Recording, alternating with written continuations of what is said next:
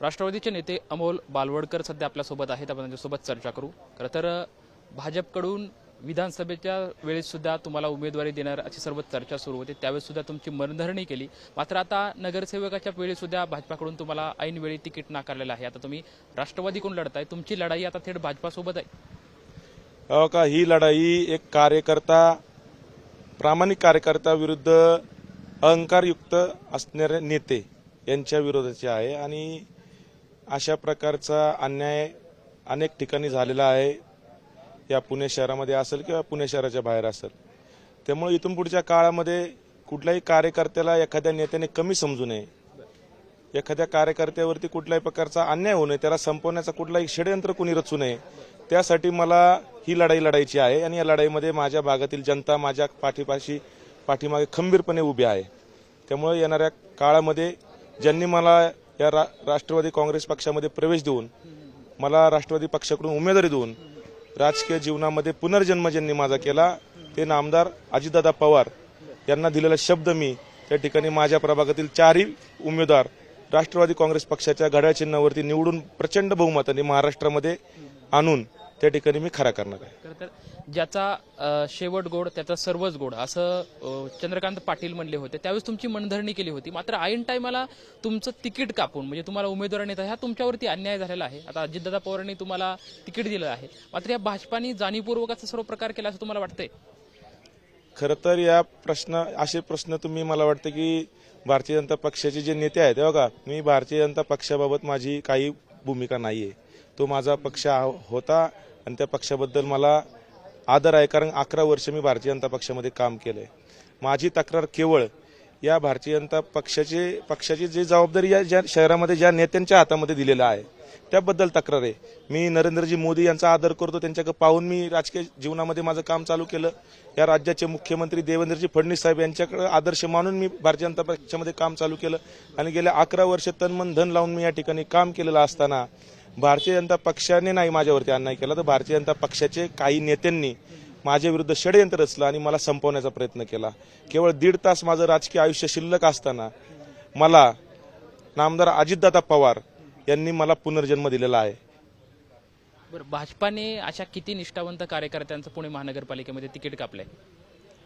भारतीय जनता पक्षाने नाही, भारतीय जनता पक्षाच्या काही नेत्यांनी या पुणे शहरामध्ये जवळपास 40 पेक्षा जास्त आमचे भाजपचे जे नगरसेवक होते त्यांचे उमेदवारी कापली आणि केवळ उमेदवारी कापली नाही तर त्यांना अतिशय चुकीच्या प्रकारची वागणूक दिली.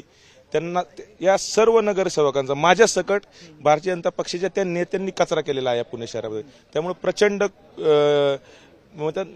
क्रोध आहे की अशा प्रकार कुठलाही कार्यकर्ता असेल किंवा नगरसेवक असेल त्याला मानणारा एक वर्ग असतो आणि त्याचे कुटुंबीय असतं आणि तेव्हा तुम्ही त्यांना अशा प्रकारे जर ट्रीटमेंट देता, तुमच्या निवडणुकांमध्ये त्यांना वापरून घेता, लोकसभेच्या विधानसभेच्या, आणि आयत्या वेळी जेव्हा त्यांच्यासाठी काम करायची वेळ येते तेव्हा त्या बिचारांना तुम्ही अशा प्रकारची ट्रीटमेंट देता. या गोष्टीला आता इथून पुढच्या काळामध्ये कोणी थारा देणार नाही. अशा प्रकारचा अन्याय आणि या अन्यायाविरुद्ध या सर्वांच्या वतीने मी लढणारा कार्यकर्ता आहे. कारण त्यांना कदाचित सर्वांना नामदार अजितदादा पवारांचा आशीर्वाद भेटला नसेल, पण मला तो आशीर्वाद भेटलेला आहे आणि या सर्वांच्या वतीने ही लढाई मी लढतोय. खरं तर अमोल बालवडकर हा लढवय्या कार्यकर्ता आहे. तुम्ही आता सांगतायत की भारतीय पक्षांनाही काही ठराविक नेत्यांनी, असा कोण नेता आहे त्याचं नाव घ्या ना, कोण नेता? बघा, या भारतीय जनता पक्षाची पुण्याची जबाबदारी कोणाकडे दिलेली आहे? या पुण्यनगरीचे खासदार मुरली अण्णा मोळ असतील, कॅबिनेट मंत्री आमचे चंद्रकांतदादा पाटील असतील, हे दोनच प्रमुख आहे ना, दुसरं कोण आहे? म्हणजे या दोघांनी जाणीवपूर्वक तुमचं जे तिकीट आहे ते त्यांच्याकडून कापलं. त्यांना वाटलं की बाबा अमोल बालवडकर जर भाजपचा नगरसेवक झाला तर पुढील काळामध्ये आपल्याला काहीतरी स्पर्धा निर्माण होईल. याचं काम इतकं चांगलं आहे, याचा जर चेहरा पुढे आला तर पुढचं भविष्य 29 हा ऐकणार नाही. अरे पण ज्याला त्याला महत्वाकांक्षी असण्याचा अधिकार आहे. आपण स्वतः सुद्धा अनेक ठिकाणी त्या ठिकाणी इच्छुक होते. मेधाताई कुलकर्णी असताना तुम्ही इच्छुक होता. इथून मागच्या काळामध्ये सुद्धा आपण अनेक गोष्टी केल्या.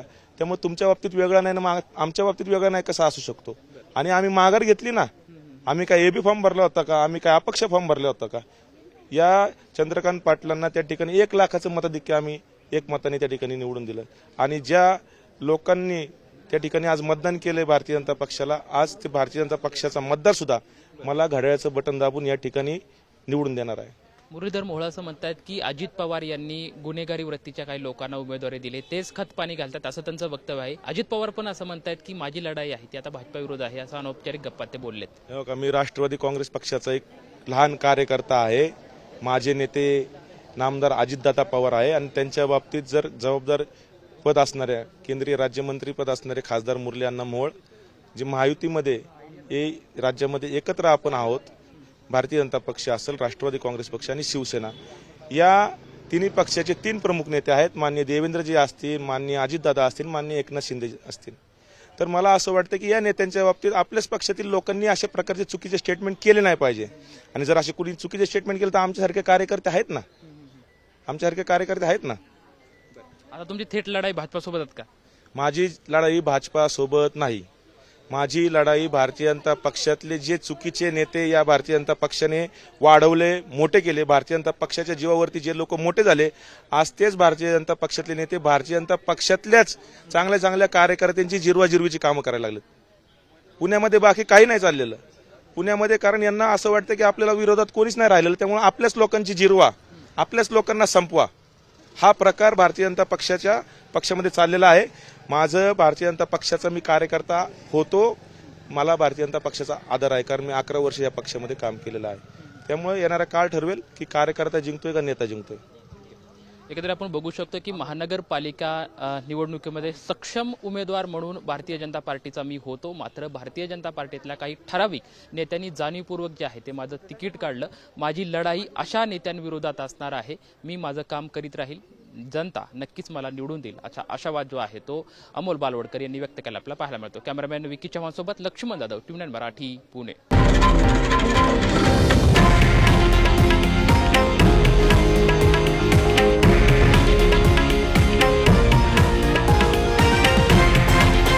हे आहे देशातील नंबर 1 न्यूज नेटवर्क आणि आपण पाहत आहात TV9 मराठी, एकमेव.